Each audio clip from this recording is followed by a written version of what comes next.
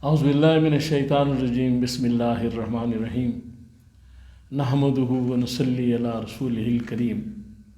انتہائی قابل احترام سامعین اور مجھ سے اچھے لوگوں، السلام علیکم ورحمۃ اللہ وبرکاتہ۔ آج جس موضوع کے بارے میں بات کریں گے بڑا اہم ہے، فضائل قرآن، تلاوت قرآن۔ اس میں حضور سرور کائنات صلی اللہ تعالیٰ علیہ وسلم نے ایک حدیث پاک ہے، مشکات کی جلد اول میں 2010 نمبر ہے۔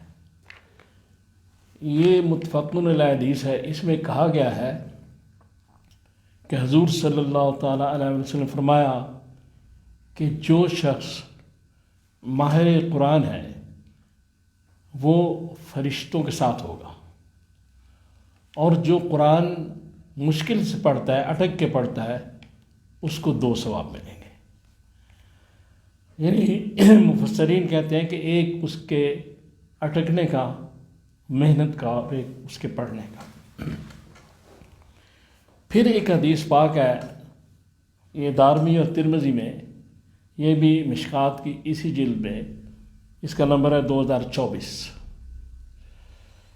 تو اس میں کہا گیا ہے رسول اللہ صلی اللہ تعالیٰ علیہ وسلم نے کہ قرآن کا جو ایک حرف ہے اس پہ نیکی ہے، اور یعنی 10 نیکیاں۔ اور آپ نے فرمایا کہ میں یہ نہیں کہتا کہ الف لام میم ایک حرف ہے، بلکہ الف ایک ہے، لام 2، میم 3، یعنی آیات مقطعات میں سے یہ الفاظ پڑھے گئے۔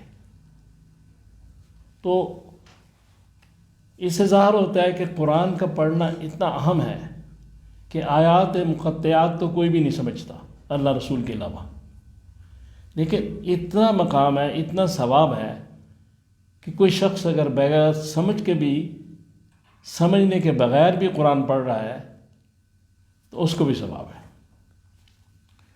لیکن اگر وہ سمجھ کے پڑھے گا، تدبر کے ساتھ پڑھے گا، تو پھر زیادہ ثواب ہے۔ تدبر بہت ضروری ہے قرآن میں، اور اس کے بارے میں سورہ محمد کی آیت نمبر 24 میں کہا گیا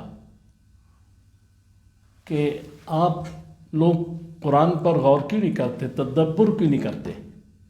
کیا تمہارے دلوں میں تارے لگے ہوئے ہیں؟ تو مقصد کہنے کا یہ ہے کہ تدبر بھی ضروری ہے، لیکن اس وجہ سے قرآن چھوڑ دینا کہ میں عربی نہیں جانتا یا مجھے اس کی سمجھ نہیں آتی، یہ بہت کنفیوژن ہے۔ اس کو دور کرنا چاہیے۔ قرآن ہر حالت میں پڑھنا ہے۔ قرآن پاک کو ہاتھ لگانا بھی ثواب ہے، قرآن پہ نظر ڈالنا بھی ثواب ہے، اور قرآن بغیر سمجھے ہوئے پڑھنا بھی ثواب ہے۔ لیکن بہتر یہ ہے کہ اس کو سمجھ لیا جائے۔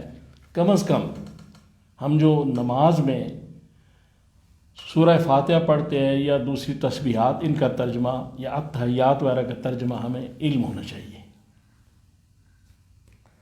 اب گزارش یہ ہے کہ یہ جہاں سے قرآن شروع ہوتا ہے، تو سورہ فاتحہ کی آیت نمبر 5 میں یہ بات کی گئی کہ ہمیں سیدھے راستے کی ہدایت عطا فرما۔ تو اس کا جواب سورہ شورا میں آیت نمبر 13 میں دیا گیا۔ اللہ تعالیٰ نے فرمایا کہ جو ہماری طرف، یعنی اللہ کی طرف رجوع کرے گا اس کو ہدایت ملے گی۔ سورہ فاتحہ کی پہلی آیت میں رزق کے لیے کوئی شرط نہیں کہ الحمدللہ رب العالمین، تمام کائناتوں کو، عالمین کو پالنے والا پروردگار ہے، اکیلا واحد، اس کا کوئی شریک نہیں، اس جیسا کوئی نہیں۔ اور یہاں ایک شرط ہے کہ جو رجوع کرے گا ہدایت اس کو ملے گی۔ رزق ہم اللہ تعالیٰ فرماتے ہیں فرعون کو بھی دیں گے، نمرود کو بھی دیں گے، موسیٰ کو بھی دیں گے، ابراہیم کو بھی دیں گے، لیکن ہدایت صرف اسے ملے گی جو ہماری طرف رجوع کرے گا، یعنی جو اللہ سے ہدایت مانگے گا اس کو ہدایت ملے گی، رزق مانگے یا نہ مانگے یہ اللہ نے دینا ہے۔ یہاں یہ بات بڑی قابل غور ہے۔ اس کے بعد یہ بات ہے کہ قرآن پاک جو ہے یہ ہدایت کی کتاب ہے، آداب زندگی سکھاتی ہے۔ ساری مسلمان کی زندگی جو ہے یا جو اس پہ ایمان رکھتا ہے اس کے لیے ایک ہدایت نامہ ہے یہ قرآن، کہ ہم نے زندگی گزارنی کیسی ہے۔ کہ یہ جو قرآن میں کہا گیا نا سورہ بقرہ کی آیت نمبر 185 میں کہ قرآن سب انسانوں کے لیے ہدایت ہے، تو یہاں یہ بات ہے کہ ہدایت ہے، یہ ہدایت نامہ ہے سارے انسانوں کے لیے، لیکن جو رجوع اللہ کرے گا ہدایت صرف اس کو ملے گی، یہ صاف شرط ہے۔ اس کے بعد یہ ہے کہ قرآن میں یہ سارے آداب سکھائے گئے، ہمیں بتایا گیا۔ سب سے پہلی بات جو ادب سکھایا گیا وہ یہ سورہ فاتحہ کی پہلی آیت کہ تم اس اللہ کی جو تمہیں پال رہا ہے، جو تمہاری پرورش کر رہا ہے، جو ساری کائناتوں کی پرورش کر رہا ہے، اس کی حمد و ثنا کرو، اس کا شکر ادا کرو۔ سب سے پہلا ادب یہ ہے۔ پھر اس کے بعد آداب زندگی، تم نے رہنا کیسے ہے، تم نے کھانا کیا ہے، حرام کیا ہے، حلال کیا ہے، کون سی چیز غلط ہے، کون سی چیز صحیح ہے، ساری ڈائمینشنز قرآن نے بیان کر دی زندگی کی، سورہ فاتحہ سے لے کے سورہ ناس تک۔ اور اس میں بتایا گیا کہ انسان پیدا کیوں کیا گیا، یہ بھی بتایا گیا، اور وہ اس کلام پاک میں کوئی کمی نہیں چھوڑی، یعنی اس میں کوئی نقص نہیں ہے، کوئی کمی نہیں ہے۔ یہ شک اور یقین کو علیحدہ علیحدہ کرنے والی کتاب ہے۔ جو یقین کے ساتھ اس پر آئے گا، لا ریب فیہ، جو یقین کے ساتھ اس پہ آئے گا اس کو ہدایت بھی ملے گی، اس کی روحانی بیماریوں کا بھی علاج ہوگا اور ظاہری بیماریوں کا بھی۔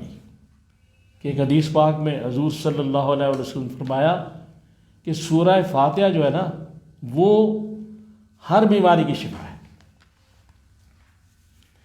لہذا اس لیے ہم ادھر ادھر جو بھٹک رہے ہیں تو ہم اس کتاب کی طرف رجوع کیوں نہیں کرتے جو قرآن پاک ہے، جو اللہ کی گفتگو ہے، اور رسول اللہ صلی اللہ علیہ وسلم کے اس دہن مبارک سے یہ سامنے آیا، اس کتاب کی طرف کیوں رجوع نہیں کرتے جو ہمیں اندھیروں سے روشنی کی طرف لے کر آتی ہے، اور ہمارے تمام مشکلات کا حل اس میں موجود ہے۔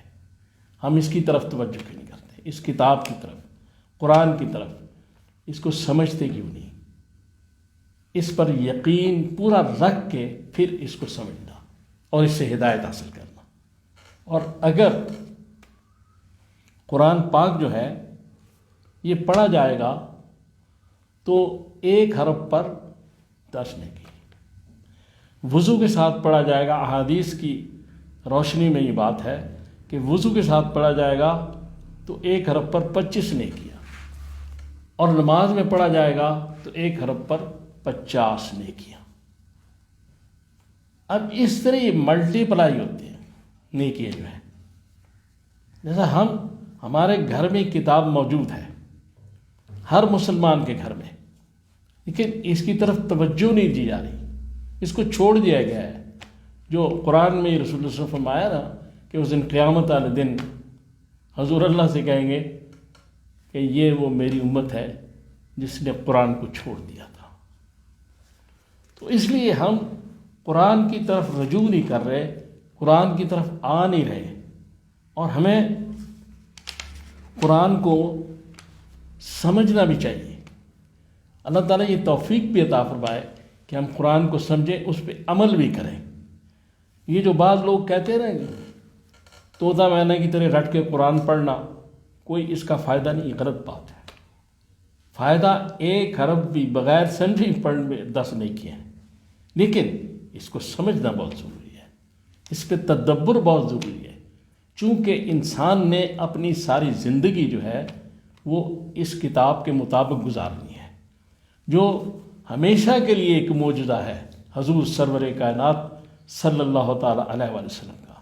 اس لیے ہمیں جو کچھ بھی حاصل کرنا ہے، یہ جو سورہ بنی اسرائیل کی آیت نمبر 76 میں کہا گیا کہ یہ جو قرآن ہے یہ مومنین کے لیے رحمت اور شفا ہے،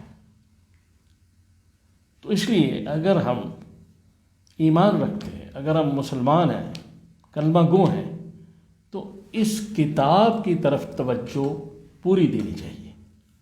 تو اللہ تعالیٰ سے دعا کریں، اللہ تعالیٰ مجھے اور آپ کو یہ توفیق عطا فرمائے کہ ہم اس کو پڑھیں بھی اور اس پہ عمل بھی کریں۔ صلی اللہ تعالیٰ علیہ خیر خلقی محمد و آلہ و اصحابہ اجمعین برحمتک یا ارحم